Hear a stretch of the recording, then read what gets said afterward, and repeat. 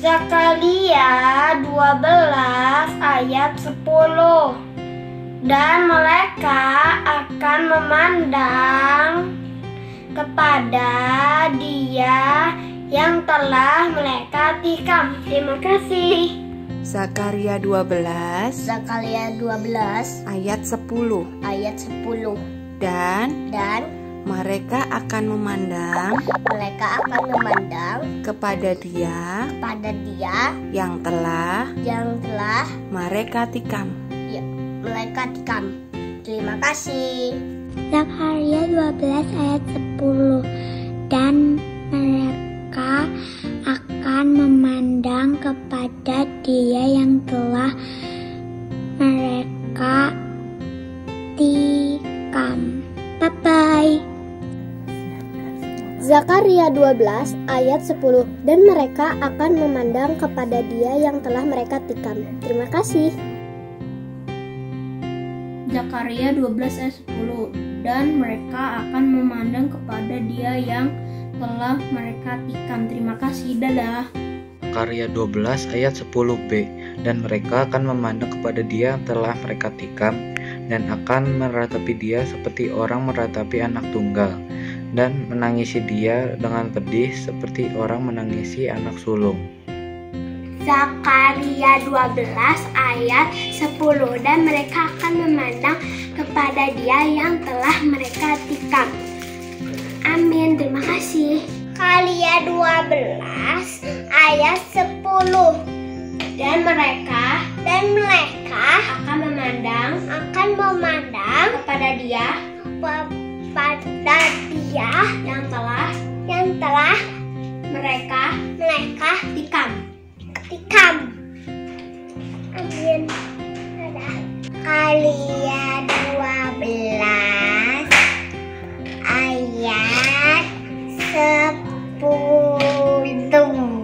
Dan mereka akan memandang kepada Dia yang telah mereka tikam. Amin. Dadah. Zakaria 12 ayat 10. Dan mereka akan memandang kepada Dia yang telah mereka tikam. Terima kasih. Zakaria 12 ayat 10. Dan mereka akan memandang kepada Dia telah mereka tikam. Good job teman-teman. Teman-teman juga bisa loh. Dadah.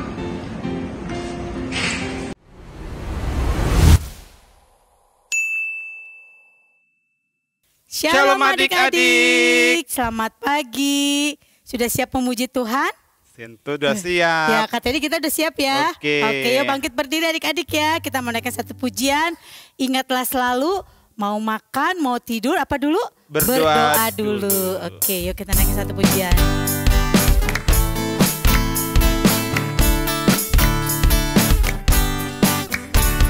Kawan-kawan, ingatlah selalu mau makan, berdoa dulu. Mau tidur, berdoa dulu. Bangun tidur, berdoa dulu. Kawan-kawan, kawan-kawan, ingatlah selalu mau makan, berdoa dulu. Mau tidur, berdoa dulu. Bangun tidur, berdoa dulu.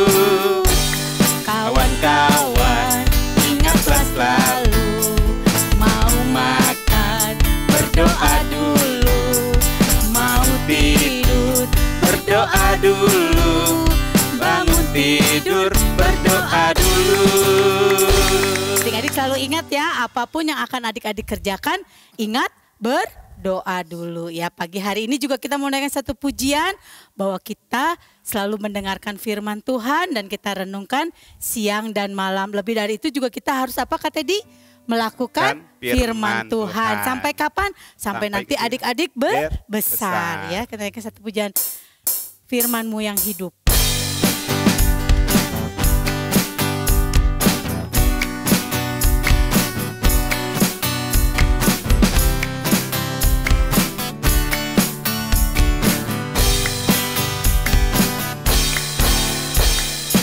Dengarlah sahabatku, ku ingin bercerita tentang firman yang hidup.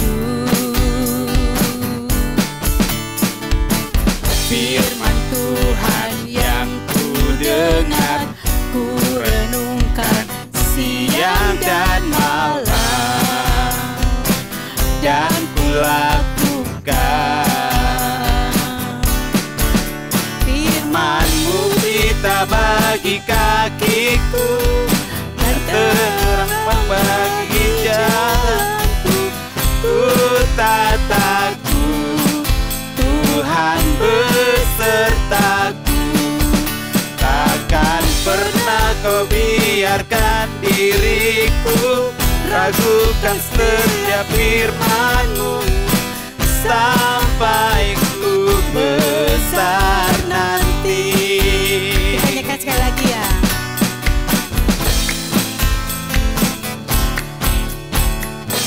Dengarlah sahabatku, ku ingin bercerita tentang firman yang hidup.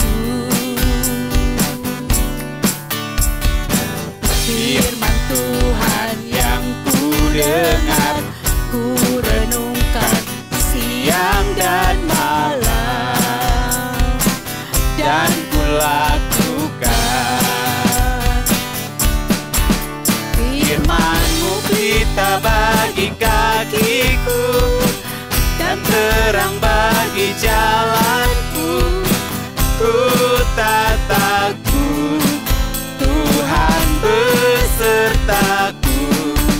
Takkan pernah Kau biarkan diriku ragukan setiap firman-Mu sampai ku besar nanti. Firman-Mu berita bagi kakiku. Firman-Mu berita bagi kakiku dan terang bagi jalanku. Ku tak takut, Tuhan besertaku. Takkan pernah Kau biarkan diriku ragukan setiap firman-Mu sampai ku besar nanti. Sampai ku besar nanti. Sampai ku besar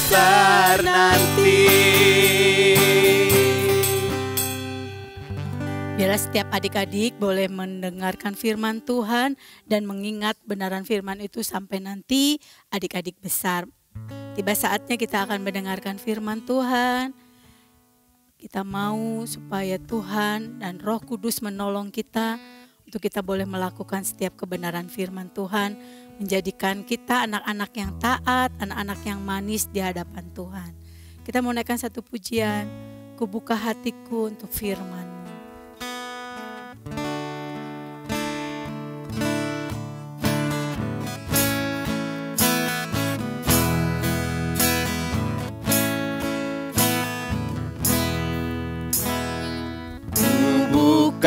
Hatiku untuk firman-Mu, ku ingin menjadi seperti Yesus. Berfirman-lah Tuhan, ku mau mendengar dan melakukannya setiap hari. Aku buka hatiku,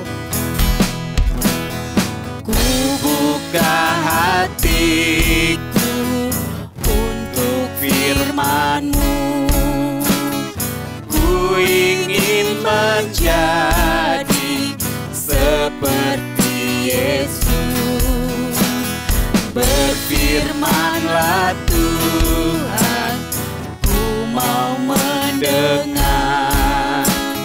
dan melakukannya setiap hari. Katakan, Roh Kudus yang manis, tolong aku.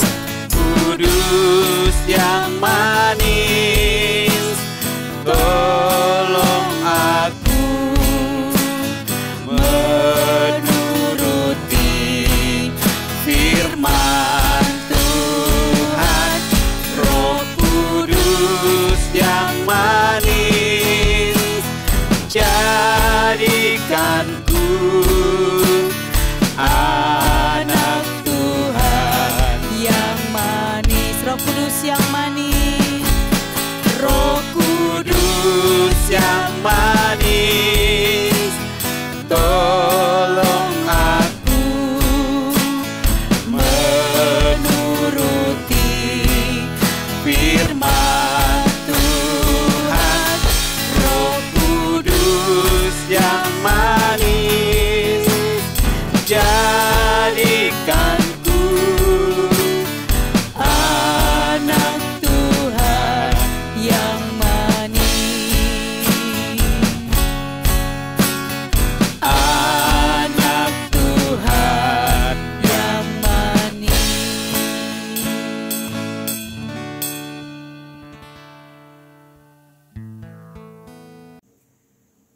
Halo, Shalom. Selamat pagi anak-anak semua. Apa kabarnya hari ini? Tante Fani harap kalian semua dalam kondisi yang sehat, bersemangat, dan terus bersuka cita. Kenapa? Karena Tuhan Allah kita yang kita sembah senantiasa mengasihi kita, dan terlebih karena Tuhan sudah memberikan keselamatan buat kita. Puji nama Tuhan. Pada pagi hari ini Tante Fani diberikan kesempatan untuk membawakan firman Tuhan di kelas Indria dan Pratama. Apakah anak-anak kelas Indria dan Pratama sudah siap mendengarkan firman Tuhan pada pagi hari ini? Meskipun Tante Fani nggak bisa melihat kalian secara langsung, tapi Tante Fani percaya kalian sudah duduk manis, kalian sudah siap untuk mendengarkan firman Tuhan. Sebelum kita mendengarkan firman Tuhan, Tante Fani ajak kita semua untuk sama-sama berdoa. Mari semua anak-anak, kita mau lipat tangan kita mau tutup mata kita mau berdoa untuk firman Tuhan.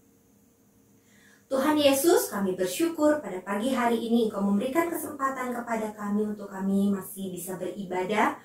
Walaupun secara online di rumah kami masing-masing, tetapi kami tetap bersyukur karena Allah yang kami sembah, Allah yang tidak dibatasi ruang dan waktu. Engkau ada di hati kami dan Engkau ada di rumah kami Tuhan. Dan Engkau yang akan memimpin ibadah kami dimanapun kami berada. Kami bersyukur untuk puji-pujian yang sudah kami naikkan kepadamu. Biarlah setiap pujian ini boleh menjadi persembahan yang sejati, yang boleh diterima oleh-Mu Tuhan. Dan sebentar kalau kami akan mendengarkan firman Tuhan, Tuhan Yesus tolong supaya firman Tuhan pada pagi hari ini boleh tersampaikan dengan baik, boleh dimengerti oleh anak-anakmu, boleh tertanam dalam hati mereka, dan kiranya boleh mereka lakukan dalam kehidupan mereka.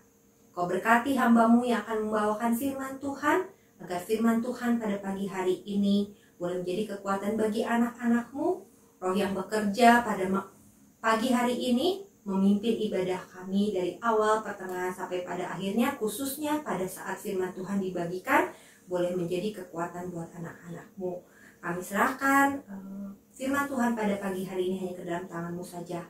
Di dalam nama Tuhan Yesus kami sudah berdoa dan mengucap syukur. Haleluya. Amin. Anak-anak kelas Indria, apa kabarnya? Sekali lagi Tante Fani mau menyapa kalian yang ada di rumah. Baik semua ya. Anak-anak kelas Pratama bagaimana? Apakah baik semua? Baik ya, puji nama Tuhan. Kalau kondisi, keadaan kita sungguh amat baik, apapun yang ada di sekeliling kita, yang mungkin baik ataupun menurut kita tidak baik, tapi kita senantiasa percaya, beriman bahwa Allah senantiasa memelihara hidup kita dan mengasihi kita sampai kapanpun. Dia punya rencana yang terbaik buat setiap kita. Amin ya. Nah, pada pagi hari ini, Tante Fani diberikan kesempatan untuk membawakan firman yang Tante Fani beri judul hamba yang tidak mau mengampuni. Tante Fani ulang ya, judul firman Tuhan pada pagi hari ini judulnya adalah hamba yang tidak mau mengampuni. Nah, nats Alkitab diambil dari Matius 18 ayat 21 sampai 35. Sekali lagi, Matius 18 ayat 21 sampai 35. Tante Fani harap para papi, para mami ya di rumah bisa membacakan firman Tuhan sehingga anak-anak boleh semakin mengerti ya secara keseluruhan firman Tuhan pada pagi hari ini. Nah, Tante Fani akan mulai ya ceritanya. Tante Fani harap kalian semua sudah siap untuk mendengarkan firman Tuhan. Nah, tadi Tante Fani udah bilang kalau judulnya adalah hamba yang tidak mau mengampuni. Nah, kalau adik-adik ingat, ada satu doa yang diajarkan Tuhan Yesus. Doa apa itu? Doa Bapa kami. Di dalam doa Bapa kami ada kalimat yang berkata, ampunilah kami seperti kami juga mengampuni orang yang bersalah kepada kami. Di sini ada kata pengampunan, kemudian ada kata mengampuni, dan orang yang bersalah kepada kami. Begitu ya. Nah, firman Tuhan pada pagi hari ini itu mempunyai hubungan dengan doa Bapa kami, dan kiranya anak-anak bisa mendengarkannya dengan baik ya. Nah, diceritakan bahwa, difirmankan bahwa pada suatu hari Petrus, salah satu murid Yesus, dia datang kepada Yesus. Kemudian dia bertanya, ya Tuhan, berapa kali sih aku harus mengampuni kesalahan orang kepadaku? Ya, Petrus bertanya, jadi berapa kali sih kalau aku tuh harus ngampunin orang yang bersalah kepadaku? Terus Petrus bertanya kepada Yesus, apakah 7 kali? Kemudian Tuhan Yesus berkata apa? Tuhan Yesus berkata bukan 7 kali, tetapi Tuhan Yesus berkata 70 kali 7. Wah, berapa tuh ya? 70 kali 7. 7 kali 7 49, tambahin 0 ya. Jadi 490 kali. Nah, maksudnya Tuhan Yesus kita harus mengampuni 70 kali 7 490 kali. Apakah seperti itu? Kalau begitu setiap orang yang bersalah kepada kita harus hitung dong 1, 2, 3 gitu ya sampai 490. Apakah maksudnya begitu? Bukan ya, bukan seperti itu maksud Tuhan Yesus. Nah, kemudian Petrus mungkin masih agak bingung dengan jawaban Tuhan Yesus. Nah, kemudian Tuhan Yesus menceritakan sebuah perumpamaan yang menggambarkan tentang pengampunan. Nah, Tuhan Yesus berkata, ada seorang raja. Wah, raja itu orang yang hebat ya. Dia mempunyai bawahan-bawahan atau dia mempunyai hamba-hamba. Nah, kalau kita bayangin nih, seorang raja pasti dia punya banyak uang. Dia tinggal di tempat yang bagus, dia punya harta. Nah, kemudian raja ini dia mempunyai hamba-hamba atau pembantu-pembantu di rumahnya. Nah, hamba-hamba ini dalam kondisi mereka yang sulit, kadang mereka suka meminjam uang kepada raja. Nah, pada suatu hari raja berkumpul untuk mengadakan perhitungan. Maksudnya raja ini akan menghitung nih, si hamba ini berhutang berapa, si hamba ini berhutang berapa, begitu ya. Nah, kemudian dihadapkan kepada raja seorang hamba atau pelayannya yang mempunyai hutang kepada raja. Sebanyak berapa? 10.000 talenta. Nah, mungkin adik-adik berpikir 10.000 talenta itu sebanyak apa sih Tante Fani? Nah, kalau dirupiahkan saat sekarang, maka 10.000 talenta itu hampir sebesar kurang lebih 7 miliar rupiah. Wah, 7 miliar. Banyak amat ya. 7 miliar itu kalau sekarang bisa beli apa ya? Rumah yang bagus ya. Kemudian bisa beli Porsche atau Lamborghini gitu ya. 2 ya, karena kan sekitar 3 M-an mungkin ya. Jadi dapat 2. Jadi duitnya banyak nggak? Banyak. 7 M itu jumlah yang sangat besar. Nah, hamba ini, pelayan ini berhutang kepada raja 10.000 talenta atau kurang lebih 7 miliar. Kemudian raja menagih, ayo bayar hutangmu, katanya. Kemudian hamba ini dia bersujud kepada raja, kemudian dia berkata, aduh raja, saya belum punya uang sekarang, saya bayarnya nanti ya, saya belum bisa bayar hutang saya sekarang. Kemudian raja meminta agar hambanya yang berhutang, kemudian istrinya, anaknya, dan seluruh harta yang dia punya itu diambil, dijual, supaya bisa bayar hutang raja. Jadi raja meminta seluruh keluarga dari hamba ini tuh dijual supaya bisa membayar hutang raja. Kemudian hamba ini menjadi sangat ketakutan, dia sedih sekali dan dia memohon kepada raja, raja ampuni, beri saya waktu untuk saya bisa bayar hutang saya. Tetapi kalau adik-adik, anak-anak berpikir 7 miliar itu atau 10.000 talenta itu bukan jumlah yang kecil, itu jumlah yang banyak. Sehingga bagaimana hamba ini bisa membayar hutangnya? Tidak mungkin, mustahil bukan? Dia bayar semua hutangnya. Nah, kemudian hamba ini memohon, dan pada saat hamba ini memohon kepada raja, raja merasa kasihan melihat hamba ini. Timbul belas kasihan di dalam hati raja. Kemudian akhirnya raja berkata bahwa baiklah, hutangmu tidak usah dibayar. Ya, raja mengampuni atau raja membebaskan hambanya ini dari hutangnya yang sebesar 10.000 talenta. Yang demikian banyaknya, akhirnya raja bilang gak usah bayar. Ya, kamu dibebaskan dari hutang kamu. Nah, apa yang dirasakan oleh hamba itu? Gembira bukan? Senang bukan? Karena dia punya hutang yang banyak, harus dibayar, tapi akhirnya dibebaskan dari semua hutangnya. Kemudian hamba ini berterima kasih kepada raja dan akhirnya dia meninggalkan istana raja pada saat itu. Nah, kemudian dengan hati yang gembira dia pulang, bermaksud untuk pulang. Nah, pada saat dia berjalan pulang, dia bertemu dengan temannya. Temannya adalah sesama hamba juga. Nah, temannya ini berhutang kepada dia sebesar 100 dinar. Kalau tadi 10.000 talenta, sekitar 7 miliar. Nah, temannya ini berhutang sekitar 100 dinar. Tante Fani, kalau 100 dinar berapa sih? Besar atau kecil? Dihitung-hitung ya pakai kalkulator sekarang ya. 100 dinar itu sebesar kurang lebih 10.000 rupiah. Kalau 10.000 bisa beli apa ya sekarang ya? 10.000 bisa beli mie bakso mungkin ya, 10.000 ya, atau mie ayam gitu ya. Nah, apakah itu jumlah yang besar hutangnya? Tidak ya, kecil. Kalau yang tadi 7 miliar, sekarang hanya sekitar 10.000 rupiah. Kalau tadi 10.000 talenta, nah temannya ini hanya berhutang 100 dinar. Apa yang dilakukan oleh hamba itu kepada temannya? Dia mendekati temannya, kemudian dia bilang, ayo bayar hutangmu kepadaku, katanya. Kemudian temannya bilang, aduh maaf, belum punya uang, tenang aja, nanti hutangmu akan kulunasi, katanya seperti itu. Tapi si hamba yang sudah dibebaskan raja ini, dia bilang, gak mau, pokoknya kamu harus bayar hutang kamu kepadaku sekarang. Kalau enggak, aku jebloskan kamu ke dalam penjara. Nah, temannya ini meminta waktu, memohon agar diberikan waktu supaya dia bisa membayar hutangnya, tapi nggak sekarang, karena sekarang dia nggak punya uang. Apa yang dilakukan oleh hamba yang pertama? maka dia menjebloskan temannya itu ke dalam penjara. Nah, kemudian teman-teman hamba yang lain, dia mendengar hal ini dan mereka merasa sangat sedih karena hambanya atau temannya ini dimasukkan ke dalam penjara. Nah, maka mereka bercerita kepada raja bahwa hamba yang pertama ini menjebloskan temannya di dalam penjara.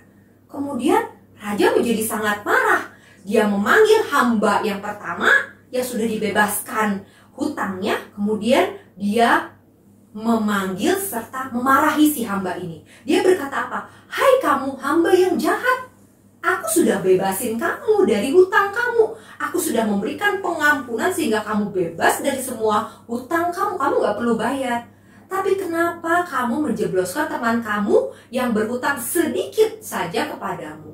Nah, kemudian karena raja menjadi sangat marah, kemudian raja akhirnya meminta agar hamba yang pertama ini yang sudah dibebaskan ini dimasukkan ke dalam penjara, dan dia akan terus di penjara sampai dia melunasi atau dia membayar semua hutangnya yang sebesar berapa tadi? 10.000 talenta atau sebesar 7 miliar. Dan tetap Fani pikir nggak akan pernah bisa bayar ya, karena jumlah itu adalah jumlah yang sangat banyak bagi seorang hamba. Nah, dari cerita ini kita bisa melihat bahwa kalau diumpamakan bahwa raja ini adalah Allah Bapa yang besar, Allah Bapa kita di surga, kemudian hamba yang pertama ini adalah kita, maka kita yang dosanya sangat banyak sampai tidak bisa terhitung, itu Allah sudah mengampuni kita. Allah sudah memberikan pengampunannya kepada kita, sehingga dosa kita yang begitu banyak Allah sudah ampuni. Dengan cara apa? Allah memberikan Tuhan Yesus kepada kita. Tuhan Yesus lahir, Tuhan Yesus mati di kayu salib untuk menebus dosa kita, sehingga kita dibebaskan dari maut, kita dibebaskan dari kematian kekal. Nah, sekarang kalau kita sudah diberikan pengampunan dari kematian, terus di sekeliling kita ini kan ada keluarga kita, ada teman kita, ada saudara kita mungkin ya yang berbuat salah kepada kita. Nah, apakah kita tidak mau belajar juga untuk mengampuni mereka? Kenapa? Karena Allah terlebih dahulu sudah mengampuni dosa kita yang besar. Jadi kalau ada teman kita, saudara kita yang kesalahannya hanya kecil, apakah kita tidak mau memberikan pengampunan kepada mereka? Dalam pelajaran hari ini, kita diingatkan, tidak hanya anak-anak, adik-adik, tetapi juga para guru sekolah minggu, para orang tua, kita diingatkan bahwa Allah sudah memberikan pengampunan yang besar buat kita. Oleh karena itu, baiknya atau kita haruslah memberikan pengampunan kita kepada orang-orang yang bersalah kepada kita. Nah, ayat hafalan kita diambil dari Matius 6 ayat 14. Tetap Fani ulang, Matius 6 ayat 14. Bunyinya adalah, jikalau kamu mengampuni, Bapamu yang di surga akan mengampuni kamu juga. Jikalau kamu mengampuni, Bapamu yang di surga akan mengampuni kamu juga. Berarti kalau kamu tidak mengampuni, maka Bapamu di surga tidak akan mengampuni kamu juga. Mari adik-adik, mari anak-anak, mari guru sekolah minggu, mari para orang tua, kita belajar untuk memberikan pengampunan kita kepada orang-orang yang bersalah. Kenapa kita memberikan pengampunan? Karena Allah sudah memberikan terlebih dahulu pengampunan buat kita.